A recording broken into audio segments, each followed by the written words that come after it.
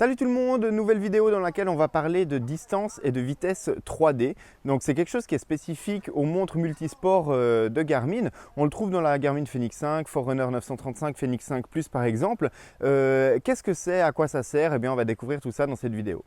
Voilà, donc sur cette petite séquence vidéo, vous me voyez sur mon vélo en train d'arpenter les derniers lacets qui me mènent au phare de Formentor ici sur l'île de Majorque. Donc quand je suis en train de monter sur cette corniche, on le voit ici, je suis dans une pente qui est de 5-6%, peut-être 7%, quelque chose comme ça.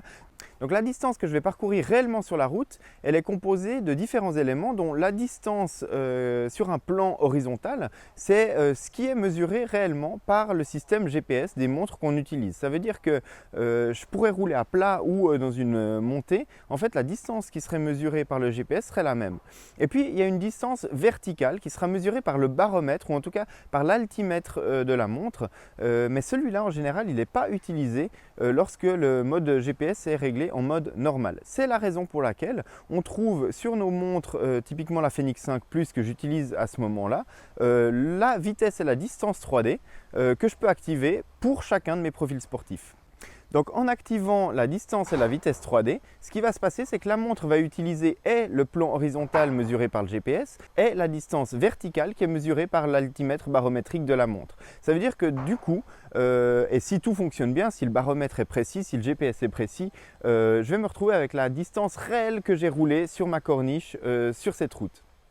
Alors vous allez me dire que dans la théorie, il vaudrait mieux activer cette fonction tout le temps parce qu'on aura des mesures plus précises à partir du moment où on ne fait pas un parcours qui est absolument plat.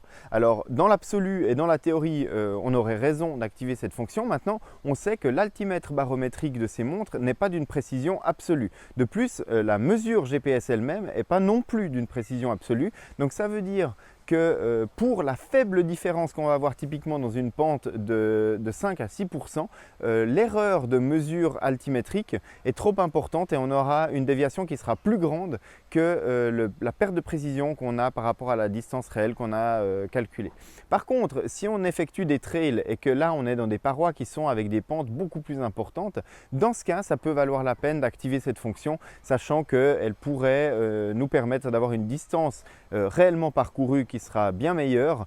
Si par exemple on est en montagne à faire énormément de dénivelé sur peu de distance, et bien là la vitesse et la distance 3D auront un certain sens.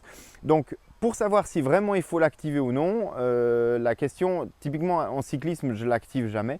En trail, je l'ai activé dans mon profil de trail. Maintenant, je vous laisse tester cette fonction sur votre montre avec une sortie en l'activant et une autre non. Et puis de voir un petit peu ce que ça donne. Sachez aussi que si les conditions atmosphériques ne sont pas favorables à l'utilisation de l'altimètre barométrique, typiquement s'il y a des variations de météo assez importantes sur une journée, et bien dans ce cas, il vaut mieux désactiver cette fonction de vitesse et de distance 3D, sachant que le baromètre aura beaucoup de peine à mesurer les variations d'altitude et puis que ça va avoir un impact important sur la distance qui sera mesurée si cette fonction est activée.